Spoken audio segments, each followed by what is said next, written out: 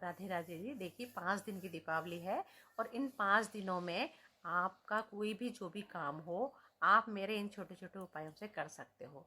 देखो, अगर आपके घर में किसी की शादी नहीं हो रही है तो ये 5 दिन लगातार आप अगर चने की दाल गला के और गाय को खिलाओगे तो 100% आपके घर शहनाई बनेगी, बचेगी ही बचेगी। ये 100% है ये, क्योंकि बहुत बड़ा कारगर, लेकिन आपको टाइम टू टाइम 5 दिन करना है।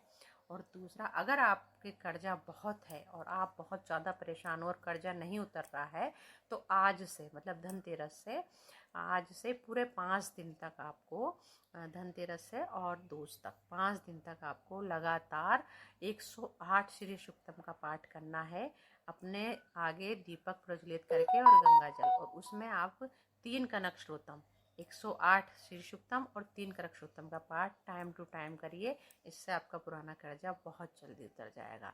और आपको कोई धन संबंधी दिक्कत है, कोई परेशानी है, बिजनेस में लॉस हो रहा है, ये हो रहा है, तो आप मूंग की दाल की खिचड़ी बनाइए और उसको 5 दिन तक लगातार, 5 दिन लगातार देखिए। टाइम टू टाइम, मैं आपसे फिर भी कह रही हूँ कि टाइम टू टाइम मूंग की दाल की खिचड़ी आप बनाइए और गाय, उसमें घी डालिए और बूरा डालिए या शक्कर डालिए और गाय को खिलाइए और उसकी 3 परिक्रमा लीजिए।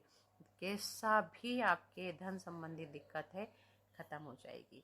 अगर आपके दाम्पत्य जीवन में कोई दिक्कत आ रही है, कोई लड़ाई झगड़ा हो रहा है या तलाक तक की भी नौबत आ रही है, तो आप खीर बनाइए। 5 दिन लगातार आपको खीर बनानी है और उस खीर में 1 बूंद हल्का सा छींटा देना है बस इत्र का, और वो सफ़ेद गाय को खिलाइए और उसकी 3 परिक्रमा लीजिए।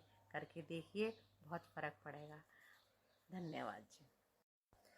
और अब है संतान संबंधी। अगर संतान संबंधी आपकी परेशानी आ रही है और काफ़ी टाइम हो गया हो और संतान नहीं हो पा रही है, तो ये 5 दिन आपको, फिर मैं आपसे बार बार एक ही रिक्वेस्ट कर रही हूँ कि टाइम टू टाइम करना है। जो टाइम आपने बांधा है, सुबह दोपहर शाम रात जो भी बांधा है, लेकिन आपको टाइम टू टाइम ही करना है ये चीज़।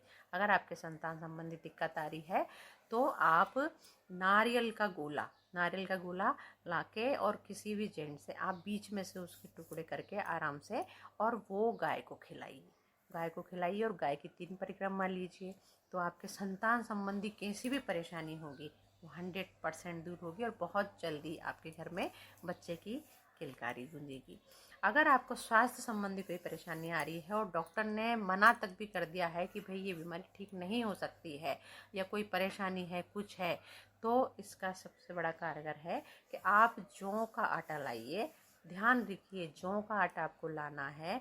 जौ का आटा लाने के बाद आपको उसकी बहुत मोटी रोटी बनानी है। बहुत मोटी रोटी बनाने के बाद उसको अच्छे से तवे पे सेकनी है और सेकने के बाद उस पर घी लगाकर और शक्कर लगाकर, और देखिए उस पर तेल से सेकना उसको, और फिर उसको किसी भी, ध्यान रहे ये आपको तभी करना है जब आपके स्वास्थ्य के लिए डॉक्टर ने मना कर दिया है, तब किसी भी भैंसे को आपको खिलाना है। खिला के देखिए आपके स्वास्थ्य में कितनी जल्दी फ़र्क पड़ेगा। लेकिन ये मैं आपको बार बार बोल रही हूँ, ये आपको जब भी करना है जब आपका असाध्य रोग हो।